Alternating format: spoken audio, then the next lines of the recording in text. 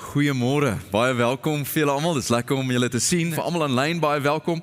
Vir julle ook klomp in Pietersburg en Smithfield en in Kroonstad en Somerset en Kakamas en reg oor die wêreld. Wat 'n voorreg dat julle ook op hierdie manier deel is. Dis vir ons lekker dat julle hier is. Nou ons is in ons reeks die woorde en werke van Jesus. Ek gaan ons bid en dan gaan ons induik in vandag se gedeelte in Johannes 9. Maar kom ons bid saam en dan bestudeer ons die woord van die Here. Here, dankie vir u liefde en vir u goedheid. Dankie dat ons u kan aanroep. Dankie dat ons kan sing tot u. En om so, wat 'n voorreg om so saam as gemeente te sing en om te hoor hoe almal saam sing. Here, wat 'n voorreg. En ons eer u vir dit. U is waardig om geëer te word.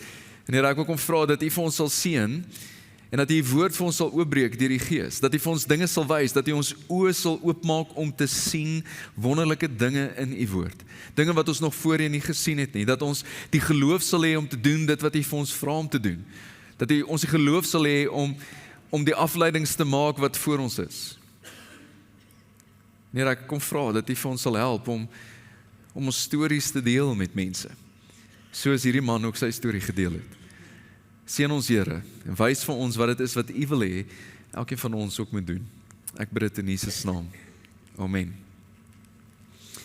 So ons is in week 4 van ons reeks die woorde en werke van Jesus en in hierdie reeks kyk ons na sekere titels wat Jesus vir homself gegee het en wat iets wys van sy identiteit of sekere titels wat mense vir hom gegee het of oor hom gesê het wat iets wys van wie hy is en eintlik wat dit vir jou en vir my inhou ook vandag. En ons het oor die laaste paar weke na 'n paar goed gekyk. As jy dit gemis het en jy wil graag kyk, gaan kyk gerus op ons webwerf ook.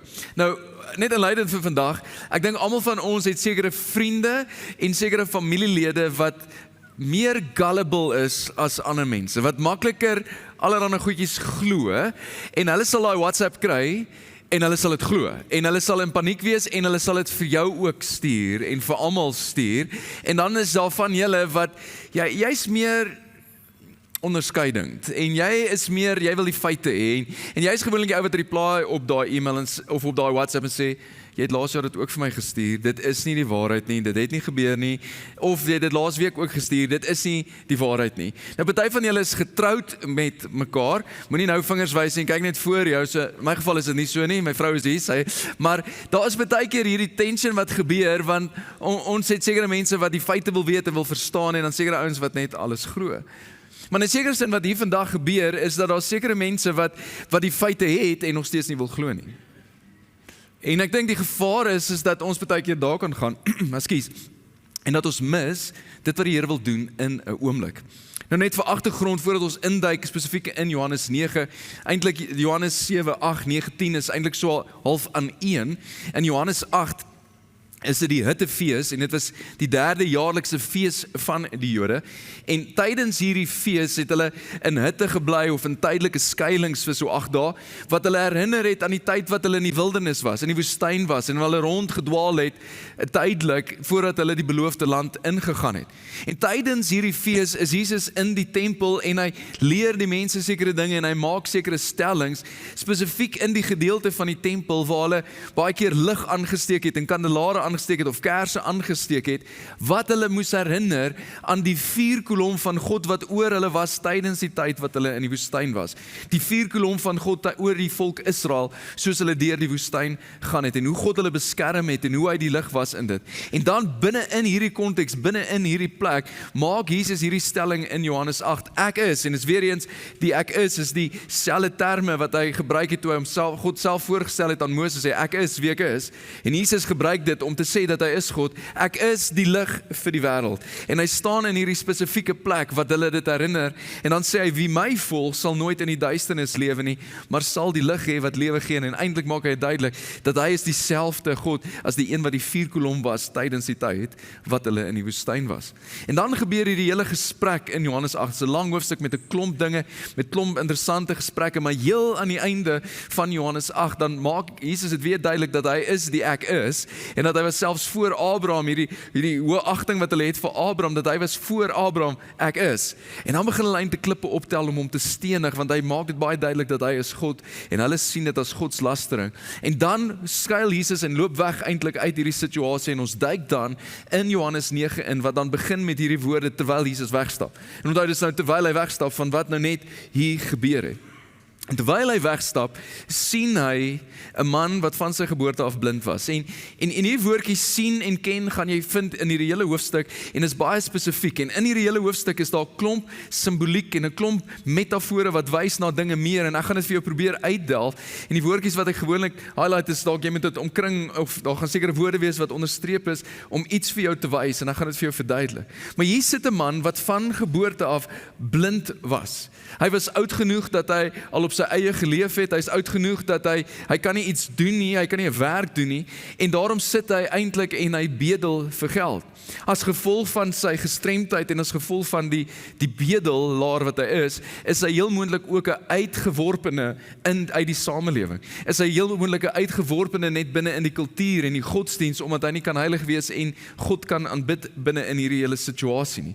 En hier is 'n klomp mense wat hom heel moontlik oplet en hom sien en tog nie sien nie. Maar hierdie woordjie sien, wat hier so is dat Jesus sien hom, nie net, hy neem notisie van hom nie, hy sien hom en hy kyk vir hom en hy neem ag, dat hier is iemand. En hy sien hom met sy uitdagings, en hy sien hom met sy probleme, en hy sien hom met sy storie. Hy neem notisie en hy vat 'n oomblik eintlik en hy staan hier by hierdie ou.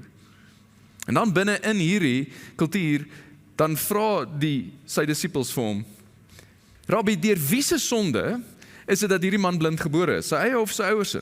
En hierdie was nie omdat hulle wil snaaks wees nie, dit was 'n algemene ding binne in hierdie kultuur. Daar was hierdie ding van oorsaak en gevolg, en as jy iets gedoen het wat verkeerd is, dan gaan daar 'n sekere gevolg wees, en as jy jou ouers dalk iets gedoen het, kan jy ook die gevolg dra. Hulle het selfs die oortuiging gehad dat 'n swanger vrou kan byvoorbeeld in 'n afgodstempel ingaan, en dan om haar te straf, gaan haar kind blind gebore word. So dit is 'n algemene ding en hoe hulle gekyk het binne in hierdie. As gevolg van dit het hulle min barmhartigheid gehad en min liefde en min omgee gehad vir mense wat gestremd is of deur sekere dinge gaan, want in hulle kop het hulle gedink, jy verdien dit. God dink jy verdien dit, so daarom kry jy dit.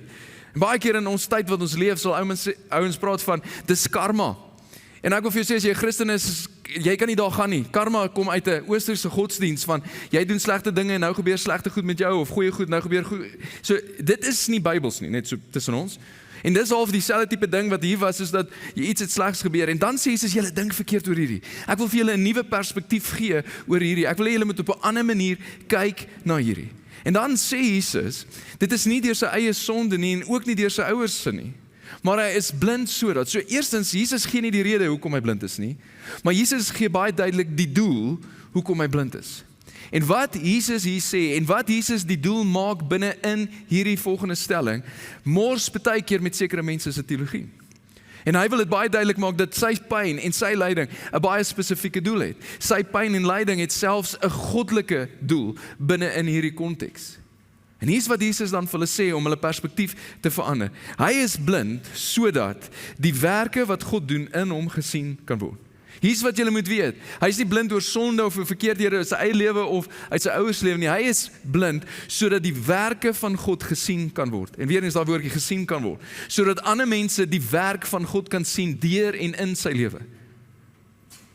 Die rede hoekom hy deur sekere pyn en lyding gaan, is omdat God iets daarmee wil doen. En dit mors, soos ek sê, met party ons teologie. Miskien is die pyn en lyding waardeur jy gaan in jou lewe vir 'n spesifieke doel. Miskien het God juis 'n goddelike doel dalk met die pyn en lyding wat jy tans ervaar in jou lewe, met die uitdagings wat jy tans beleef in jou lewe. En God wil iets doen in sy lewe en deur sy lewe om iets te kom wys wat wie God is en die identiteit van God. En dan sê Jesus die volgende, en dit, as jy dit lees, maak dit so half, wat bedoel Jesus hier? Ek nog eens praat oor sonde, en ek dink die disippels was dalk oor wat, en hier's wat Jesus sê, solank as dit nog dag is, moet ons die werk doen van hom wat my gestuur het. Die nag kom wanneer niemand kan werk nie. En ek dink die disippels was soos, okay, wat het hier te doen met sonde en nie sonde en die werke van God? En hier's wat Jesus eintlik sê. En kom ek lees dit eers die res. Terwyl ek in die wêreld is ek die lig vir die wêreld, en hy herhaal dit weer. En wat Jesus sê, luister ouens. Ek is die lig in hierdie wêreld. En terwyl ek hier is, skyn die lig. En dit is soos dag, wanneer jy sekere dinge kan doen en sekere dinge kan sien wat jy nie in die nag kan doen en nie in die nag kan sien nie. En terwyl ek hier is my identiteit meer helder as wat dit ooit sal wees. Is die geleentheid meer daar dat jy kan sien wie God is en wat God doen as op enige ander tyd. Neem notisie, maak notas, want wat ek doen in hierdie oomblik gaan vir julle help en julle iets kom gee, dat julle oortuiging het van wie ek is en hoe God sekere dinge doen. En wanneer ek nie meer is, gaan die nag aanbreek en die geleenthede gaan wegwees vir my om sekere dinge te openbaar. So neem notisie, God is besig hier in julle midde om iets te doen. En nadat hy dit gesê het, spoeg Jesus op die grond en maak met die spoeg 'n bietjie klei aan. Toe smeer hy die klei aan die man se oë. Nou, vir die van julle wat wil weet hoe goed werk, ek het ongelukkig nie vir jou meer detail van wat hier gebeur het nie. So presies, daar moes redelik genoeg spoeg gewees het om klei aan te maak. So dis die eerste ding waaraan jy moet dink. En Jesus maak dit aan, en dan presies hoe hierdie gebeur het, weet ek nie. Het hy vir hom gevra, hoorie, kan ek klei aan jou oë sit? Ons weet nie. Het hulle hom vasgedruk, die disippels ook, hou julle hom vas, ek gaan nou spoeg klei op sy oë sit. Ons het nie meer detail hieroor nie, en presies wat hier gebeur het, weet ons nie. Al wat ons weet is, Jesus het spoeg redelik genoeg gehad om klei aan te maak en hy het op sy oë gesit. Dis wat gebeur het. En toe hy dit doen, toe sê hy vir hom, gaan was jou in die Siloam bad. Siloam beteken die een wat gestuur is. En kyk mooi wat hier gebeur. Kom stop net vir oor. Kan jy dink wat hierdie ou moet ervaar? Kan jy dink wat hierdie ou moet beleef? Hierdie ou het nog nooit vir Jesus gesien nie. Hierdie ou het heel moontlik al getuienisse van ander mense gehoor wat Jesus gesien het. En wat hy doen en wie hy is. En dan sê Jesus vir hom, gaan, ek het klei op die oë, maar gaan nou en gaan was jou. En dan hier's wat hy doen. En hy het gegaan en hom gewas en toe hy terugkom, kon hy sien. En jy moet nie hierdie mis nie, moenie mis, ons lees so maklik oor dit. Hierdie ou het nog nooit vir Jesus gesien nie, nog nooit hom ontmoet nie, maar hy doen wat Jesus vir hom sê om te doen. Hy vertrou iemand wat hy nog nooit gesien het nie, gebaseer heel moontlik op die getuienis wat hy gehoor het van ander ooggetuies, om te doen wat hy vir hom vra. Hy doen presies wat ons hemelse Vader wil hê ek en jy moet doen, dat ons sal doen wat Jesus vir ons vra om te doen, al het ons hom nog nooit gesien nie. En hy doen dit, en aan die ander kant van sy gehoorsaamheid, aan die ander kant van sy geloof om te doen wat Jesus sê, al maak dit glad nie vir hom sin nie, is daar 'n wonderwerk wat gebeur. En presies hoe dit gebeur, weet ons weer nie. Het dit gebeur toe hy gewas het in die water? Het dit gebeur op pad terug, toe hy terugloop? Ons weet nie, maar iets het gebeur, dat daar bonatuurlik hy kan sien, en hy kon nog nooit in sy lewe sien nie. Kan jy dink, die ervaring wat hy moet hê? Hy het nog nooit mense gesien nie. Hy het nog nooit bome gesien nie. Hy het nog nooit die Siloam bad gesien, hy het nog nooit die pad gesien, hy het nog nooit sy eie voete gesien nie. Kan jy dink wat hy beleef? En hy gaan terug huis toe. Sy bure en die ander mense wat hom voorheen as bedelaar geken het. Hierdie ouens het hom geken, hulle het hom gesien, hulle het geweet wie hy is. Sê toe, maar is dit dan nie die man wat gesit en bedel het nie? En dan is al vir die verwarring wat gebeur, en dis tog die ouens wat hom eintlik ken. Dan wonder mense of het hulle regtig notisie geneem van hom, het hulle hom gesien, soos Jesus hom gesien het. Party van hulle het sê, dit is hy, maar party het sê, nee, hy lyk maar net soos daardie man. En dan sê hy soos, dit is ek, dit is ek, julle sien reg, dit is ek. En weer eens, moenie mis wat hier gebeur nie. Hier's baie keer wat gebeur in die storie van ons lewens, is dat ons het 'n ontmoeting met Jesus, ons lewe verander drasties, en skielik die mense wat ons altyd geken het, en die vriendekring waar ons altyd was, begin wonder, maar is dit regtig jy? Het jy regtig verander? Jy lyk nie meer dieselfde, jy doen nie meer dieselfde, maar wat het gebeur? Is dit jy? Is dit nie? Dit is al vir dieselfde verwarring wat gebeur. En dit is baie keer die storie na ontmoeting met Jesus. En dan het hy die geloof en sê, dit is ek. Ek het 'n storie om te vertel, dis wat gebeur. En dan vra hulle die vraag wat almal vra wanneer jou lewe verander. Wanneer daar iets bonatuurlik gebeur, wanneer daar 'n drastiese verskil is na ontmoeting met Jesus. Maar hoe? Maar hoe het jou oor reg gekom? Geef vir ons die detail. Ons wil verstaan hoe. Ons wil dit begryp. Geef vir ons die feite. Maar dis die verkeerde vraag. Die vraag is nie eintlik hoe nie, die vraag is eintlik wie. En hy antwoord dit ook nie in die hoe nie, hy antwoord dit met 'n wie. Hy sê, en hy antwoord, die man, en daai woordjie moet jy kyk onderstreep, die man met die naam Jesus, wat ek nog nooit voorheen gesien het nie, het 'n bietjie klei aangemaak en dit aan my oë gesmeer, en ons gaan nie in die detail van dit nie, en hy het wel vir my gesê, gaan na Siloam toe en was jou. Ek het gegaan en my gewas, en ek kon sien. Okay, maar ons wil weet hoe het dit gebeur? Duidelik is dit jy, duidelik was dit jy wat nog altyd blind was, verduidelik vir ons die hoe. Hy sê, ek weet nie die hoe nie, ek ken nie die detail nie, maar ek weet die wie, dis wat gebeur het en nou kan ek sien. Waar is hy nou? Vra hulle hom. Ek weet nie, was sy antwoord. Ek het hom nog nooit gesien nie. Ek het nie gesien waarheen hy gegaan het nie. Ek weet nie hoe hy lyk nie. Maar jy moet vir ons verduidelik. Daarna, en die mense, die man wat eers blind was, dit het ons nou bevestig, hy was blind, hy is nie meer blind nie. Die man wat eers blind was, na die fariseërs toe gebring. En dit was nie abnormaal geweest nie, dit was wat gebeur in daai tyd, en die wet het dit ook voorskryf, wanneer iets bonatuurlik gebeur het, wanneer jy siek was en jy word genees, wanneer jy gebrek gehad het en jy het nie meer gebrek nie, was dit dat jy moes na die godsdienstleiers toe gaan, hulle moes dit verifieer, dat jy het nou 'n wonderwerk, jy kan nou weer in die samelewing inkom, en jy kan nou weer deelneem aan al die godsdienstige praktyke, jy is nou weer reg om deel te wees van hierdie. So dis wat hulle doen, en hulle vat hom na die fariseërs toe. En dan verander die musiek so bietjie. Dit was op 'n Sabbatdag, dat Jesus die klei aangemaak, en die man se oë genees het. Jesus, wanneer gaan jy leer? Nie op die Sabbatdag nie. Nou hier's wat gebeur het, die tradisie van die godsdienstleiers, nie die geskrewe wet nie.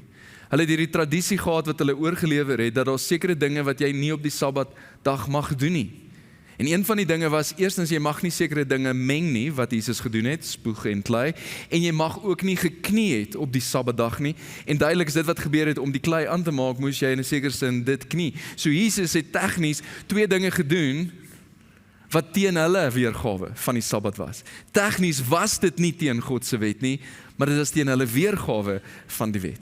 En dan volgens hulle het hy oortree. Die fariseërs het hom ook weer gevra, hoe het dit gekom dat jy nou kan sien? Verduidelik vir ons die hoe. Ons wil verstaan. Hier het iets gebeur en het op 'n dag gebeur wat dit nie moes gebeur nie. So gee vir ons die detail hoe dit gebeur. En hy het hulle geantwoord weer met 'n wie. Hy het klei op my oë gesit en ek het my gewas en nou sien ek. Dis die storie.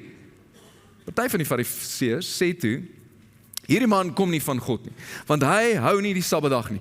Ons weet hoe God werk, ons verstaan hoe God werk, en God werk binne sal nie op die Sabbatdag iets doen nie. Hierdie het gebeur, so dit kan nie van God wees nie. Hierdie pas nie binne die boksie wat ons geskep het van hoe God is nie.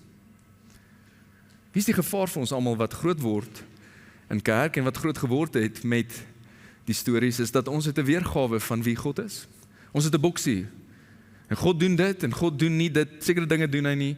Baie keer het dit doen met hoe ons groot geword het, en die kerktradisie waarin ons groot geword het. Hier is die enigste manier hoe God werk. Daai wat daar gebeur, dit is nie van God af nie, want dit pas nie in ons boksie nie.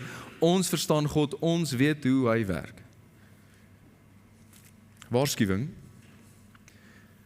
Wees versigtig, dat wanneer God iets doen, bonatuurliks in iemand anders se lewe, en dit pas nie heeltemal in hoe jy dink God behoort iets te doen, en wat jy begryp hoe God gewoonlik werk nie, pas op, dat jy nie dit oordeel en teenstaan nie, in plaas van om God te aanbid vir wat hy gedoen het nie. Hierdie ou kan nie van God afkom nie.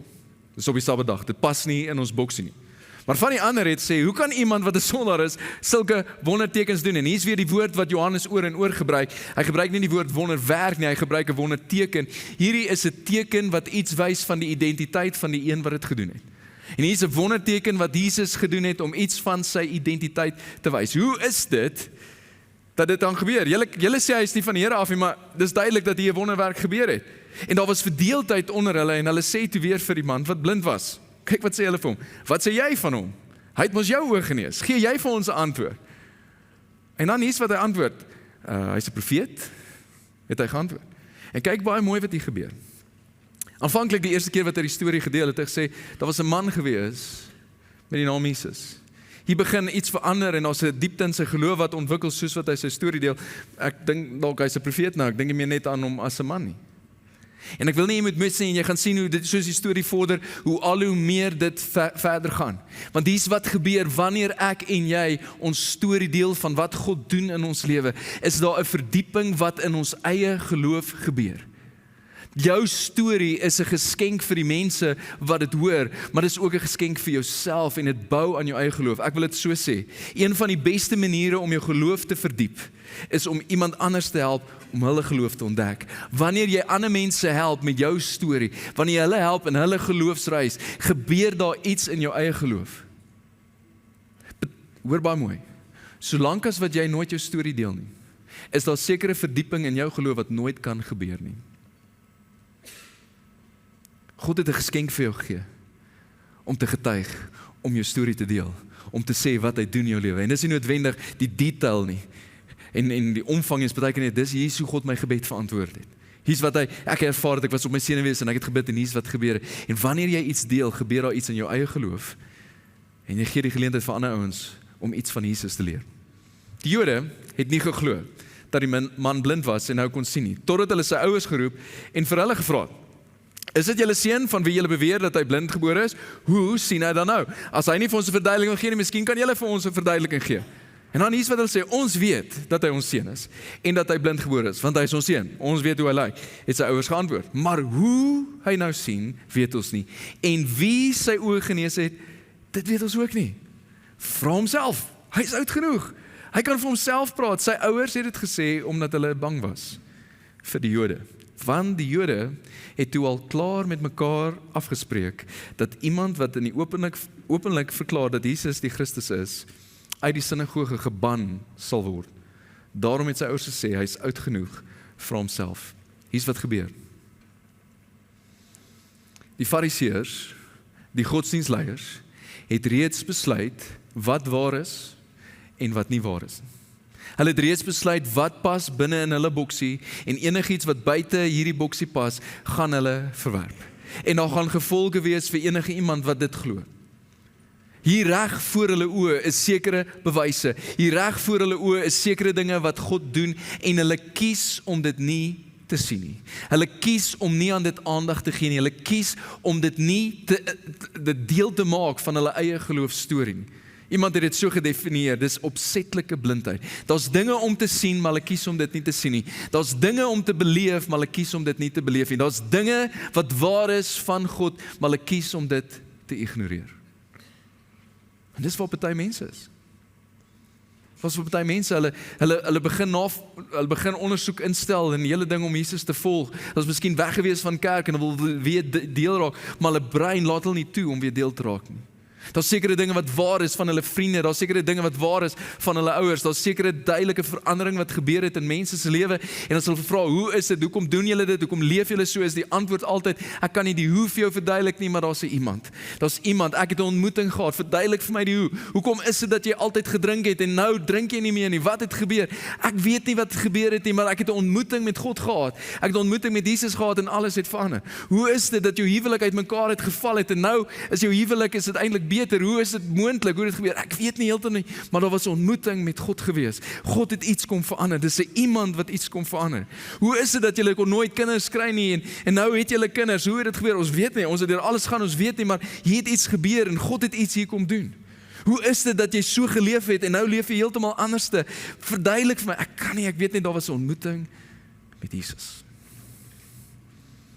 Baie ons sit al die feite en al die stories, en dit is duidelik voor hulle, en hulle kies om nie te sien nie. En die kontras word al hoe duideliker in die storie, dat daar was 'n man wat blind was, wat nou kan sien, en daar's fariseërs wat nie blind is nie, maar kies om nie te sien nie. Die Jode het toe die tweede keer die man wat blind was geroep en vir hom gesê, praat die waarheid. Met ander woorde, ons glo nie, jy het nog nie die waarheid gepraat nie. Praat die waarheid voor God. Ons weet mos, hierdie man is 'n sondaar. Ons het die detail, ons weet die beste. Jy weet nie die beste nie. Jy is net 'n gewone mens. Ons is die godsdienstleiers. Ons weet hoe God werk. En wat jy vertel pas nie binne die boksie van hoe ons weet hoe God werk nie. Daarop het hy gesê, of hy 'n sondaar is, dit weet ek nie. Daar's so baie wat ek nie weet nie, daar's so baie wat ek nie vir julle kan verduidelik nie, daar's so baie wat ek nie vir julle kan, ek weet nie hoe dit alles werk nie. Die feit dat ek baie dinge nie verstaan nie, die feit dat ek baie dinge nie weet nie, beteken nie dat daar sekere dinge wat ek nie kan glo nie. En ek wil dit so vir jou sê is, ek hoef nie alles te begryp om iets te glo nie. Jy hoef nie al die detail te verstaan om iets te glo nie. Jy hoef nie al die detail te verstaan om 'n tree in die rigting van God te neem nie. Jy hoef nie al die detail te verstaan om 'n tree in die rigting van geloof, van Christendom te neem nie. As jy weerstand het en jou brein wil jou toelaat, hier's wat jy moet weet, jy hoef nie alles te verstaan om 'n tree van geloof te neem nie. Net soos hierdie ou het nie alles verstaan nie, maar hy het 'n wonderwerk in sy lewe beleef. Daarom het hy gesê, of hy 'n sondaar is, dit weet ek nie, maar een ding weet ek. Een ding kan ek verstaan. Een ding glo ek. Ek was blind en nou kan ek sien. Ek kan nie vir julle sê hoe dit gewerk het nie. Ek verstaan nie die klein nie, ek verstaan nie die gaan en die bad en die was en ek weet nie. Maar een ding weet ek. Ek was blind en nou kan ek sien. En dis die storie van soveel Christene.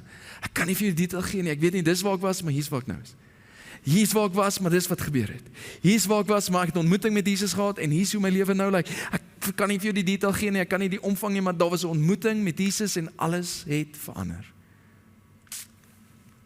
Hulle sê toe vir hom, wat het hy met jou gemaak? Hoe het hy jou oë genees? Gee vir ons die detail. En dit is asof hierdie ou dit net soos heeltemal verloor op hier staan. Dan sê hy, ek het julle mos al vertel en julle het nie geluister nie. Ek het vir julle verduidelik oor en oor, maar julle wil nie luister nie. Ek het oor en oor die ding op die tafel gesit en julle wil nie sien nie. Hoekom wil julle dit weer hoor? Julle wil tog nie ook disippels van hom word nie? Met ander woorde, miskien is hy nie net 'n profeet nie. Hy's definitief nie net 'n man nie. Miskien is hy 'n rabbi en miskien wil julle disippels van hom word. En toe verloor hulle dit, toe skel hulle hom uit en sê, jy is 'n disipel van hom, ons is disippels van Moses, nie eers van God nie, van Moses. En wees versigtig, wanneer jy God uit die prentjie haal, en jy begin mense volg en mense aanhaal, wat wil sê in die tradisies van mense. Ons weet dat God met Moses gepraat het, en dis waar, maar hierdie man, ons weet nie waar hy vandaan kom nie. Ons weet nie waar hierdie Jesus vandaan kom nie. En dan sê hy, dis daarom snaaks, julle weet nie waar hy vandaan kom nie, en tog het hy my oë genees. Julle weet nie waar hy vandaan kom nie, en tog is die feite duidelik voor julle. Tog is alles hier voor julle, en julle kies om dit nie te sien nie, en nou sê julle weet nie, julle kies om nie te sien nie, julle is opsetlik blind. Ons weet, en julle weet, dat God nie na sondaars luister nie. Maar as iemand vir hom ontzag het en doen wat hy wil hê, luister God na hom. Van ewigheid af is daar nog nooit gehoor dat iemand die oë van die een wat blind gebore is genees het nie. Julle het die kennis, julle het al die profete en alles wat neergeskryf is in die geskiedenis van God en sy volk, en julle weet daar was nog nie so insident nie, en nou sê julle weet nie waar hy vandaan kom nie. As hierdie man nie van God was nie, sou hy niks kon doen nie. En hoor, wat sê hulle dan vir hom? Inteendeel, hulle raak is meer mislik met hom, nou dat hy kan sien, as toe hy 'n blinde bedelaar was. Hulle sê vir hom, jy is van jou geboorte af die ene sonde. Met ander woorde, hier is wat hulle sê. Jy het verdien om blind gebore te word. Dit is jou of jou ouers se skuld. Jy is in sonde gebore en as gevolg van jou sonde of jou ouers se sonde is dit hoekom jy blind was. Jy verdien al die pyn en lyding wat na jou kant toe gekom het. Dis wat hulle sê. En wil jy ontstaan en leer?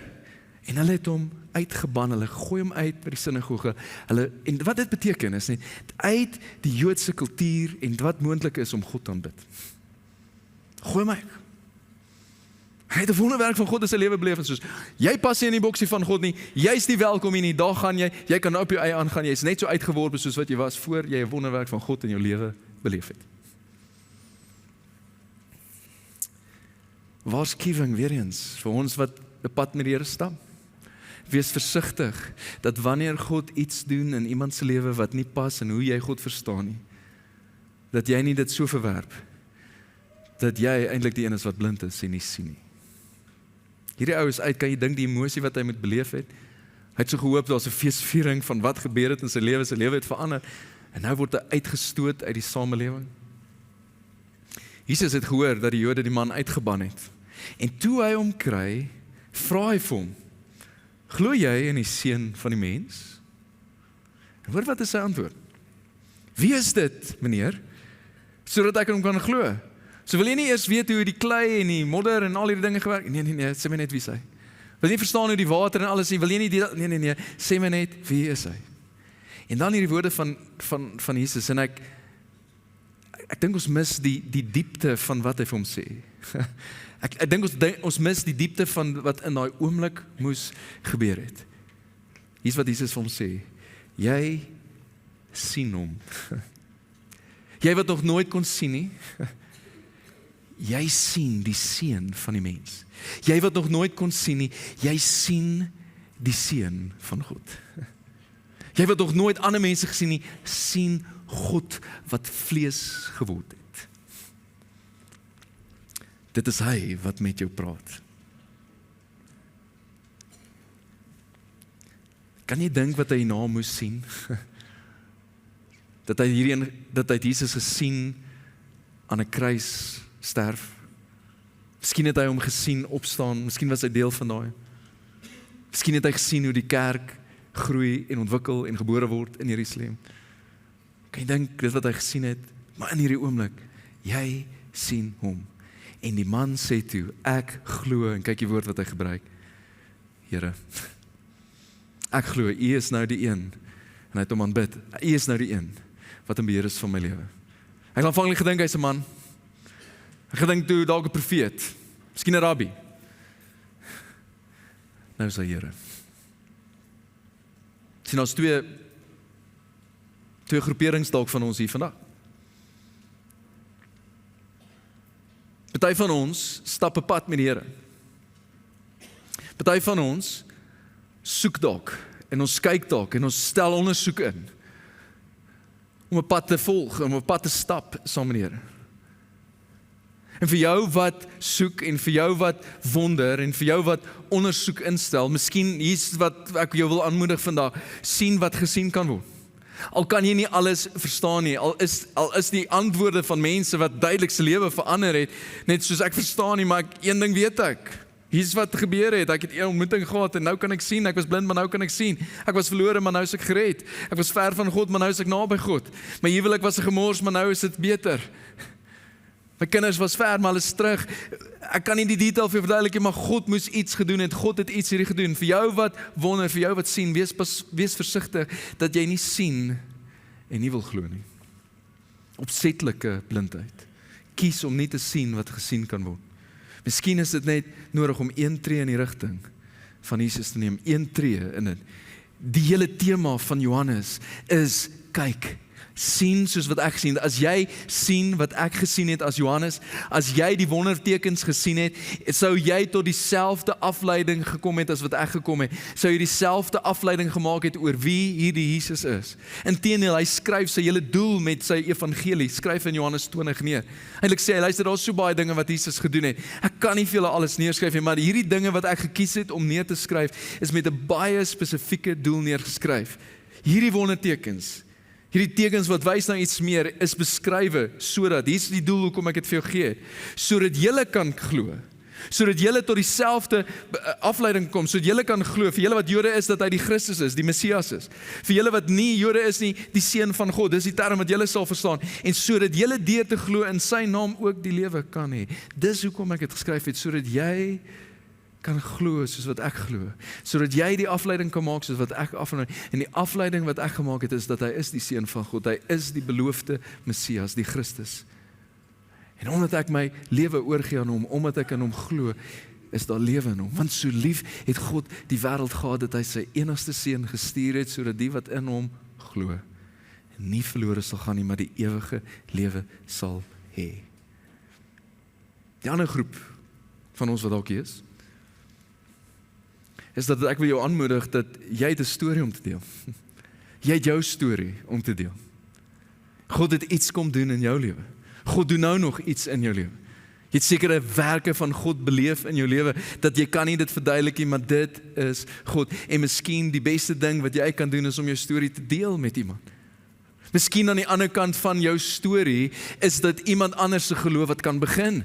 Miskien aan die ander kant van daai koppie koffie met jou kollega wat nie glo nie en hulle beleef iets van die liefde en jy sê ek kan nie vir jou alles verduidelik nie, maar hier's wat gebeur het, is daar dalk 'n tree van hulle kant af in die rigting van God. Miskien aan die ander kant van jou wat 'n getuienis deel van iemand of 'n link na 'n preek te deel, is daar iets. Maar dit nodig om jou storie te hoor. Miskien aan die ander kant van jou uitnodiging om iemand kerk toe te nooi, is daar heel moontlik die begin van hulle storie. Ek wil jou aanmoedig. Volgende naweek is Paasnaweek. Dit is die rede hoekom ons kerk hou. Jesus het opgestaan uit dood, hy het gesterf aan 'n kruis, betaal vir jou en my sondes, en hy leef. Dis hoekom daar kerk is, dis hoekom daar beweging is, die kerk, dis hoekom ons preek, dis hoekom ons kerk hou, want Jesus leef. Hy het die dood oorwin, hy het sonde oorwin. Maar hier's die ding, indien ons dit nie vir ander mense vertel nie, gaan hulle nie die afleiding maak nie. En ek wil jou aanmoedig, miskien is dit juist nodig dat jy iemand nooi. Ons het 2 dienste Vrydag en 2 dienste Sondag. Nooi iemand, nooi 'n kollega, nooi 'n familielid. Oor en oor wys navorsing dat Paasnaweek en Kersfees is die 2 grootste geleenthede wat mense sal kerk toe kom. Dis die maklikste om ja te sê dan. En miskien aan die ander kant van jou uitnodiging kom hulle.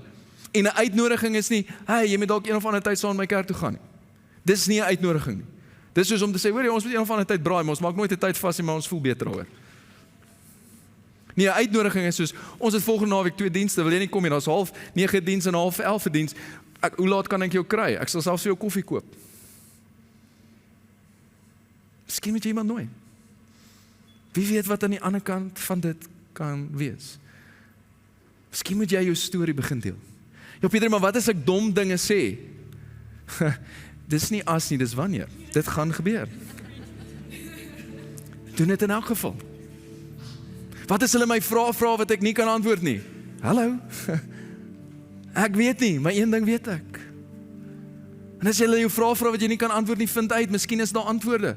E-mail ons, kom praat met ons, miskien weet ons weet jy, vind ons uit. Die beste antwoord wat jy kan gee wanneer jy nie weet nie, as jy reg skryf dit neer, ek weet nie. Wees eerlik en sê, maar ek sal uitvind. En vind uit en kom, dit bou jou eie geloof op. Pieter, maar wat as hulle nee sê? Dit gaan gebeur, nooi in elk geval.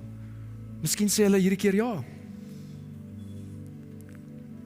Wie weet wat aan die ander kant van jou storie is? Paulus skryf in Romeine 10 en hiermee sluit ek af. Want elkeen wat die naam van die Here aanroep, sal gered word. Dat is 'n belofte. Dat wanneer ons sy naam aanroep en hy Here van ons lewe word, sal ons gered word. Maar dan vra Paulus, maar hoe kan 'n mens hom aanroep as hy nie in hom glo nie? En hoe kan jy in hom glo as jy nog nie van hom gehoor het nie? As hulle nog nie die storie gehoor het oor wie hy is en wat hy kom doen het in jou lewe nie. En hoe kan jy van hom hoor sonder iemand wat preek? En gewoonlik is dit so, okay, soos nie my verantwoordelikheid. Beter is jou verantwoordelikheid. Hier beteken vertel. Hoe kan hulle hoor? Hoe kan hulle glo? Hoe kan hulle kies om hom te volg indien hulle nie gehoor het nie? Dit beteken ons moet praat. Het is great om versies te deel en op jou status te sit. Miskien moet jy die rede gee, hoekom jy dit? Miskien moet jy verduidelik. Jy kan nie 'n afleiding van Jesus as die seun van God maak deur net te gaan sit onder 'n boom nie. Jy het nodig dat iemand jou vertel. En die mense wat moet vertel is sy mense. Ek was blind, maar nou kan ek sien. Ek was ver in die donker, maar nou is ek in die lig en in sy koninkryk. Hoe? Ek weet nie, maar in die middel van dit is daar Jesus en hy is Here van my lewe. Swaar van my lewe. Was 'n tyd wat ek in skuldgevoel was en weg van die Here met al die kennis van al die stories in 'n kerkmens. Maar ek het Jesus ontmoet en my lewe het drasties verander. En dit is baie van julle se storie. En het is nodig dat ons vertel. Wie gaan jy nooi? Met wie gaan jy praat? Na wie gaan jy uitreik? Kom ons bid saam. Here Jesus, dankie dat U die God is wat lewens verander. Dat U ons ontmoet waar ons is, dat U ons sien met ons uitdagings, met ons lewens. En dat U die God is wat uit gemors iets wonderlik kan doen. Dat ons gemors soms 'n goddelike doel het. Sodat ons 'n storie kan vertel. Ons was blind, maar nou kan ons sien. Ons het ontmoeting met die Seun van God gehad. Ons het ontmoeting met Jesus gehad. Ons het ontmoeting gehad. En Here, ek wil kom bid vir die wat sien, maar nie wil sien nie. Die wat sien en ondersoek instel om 'n tree te gee in die rigting van U. En vir die van ons wat 'n storie het om te vertel, geef ons die geloof, geef ons die boldness om te vertel, sodat ons eie geloof kan verdiep, sodat ons eie geloof verder kan gaan. Want U het iets wonderliks kom doen. Dankie vir genade onbeskryflik groot, wat U aan ons bewys het. En help ons om te getuig van hierdie genade, om te sien. Ons eer en ons prys U in Jesus naam. Amen.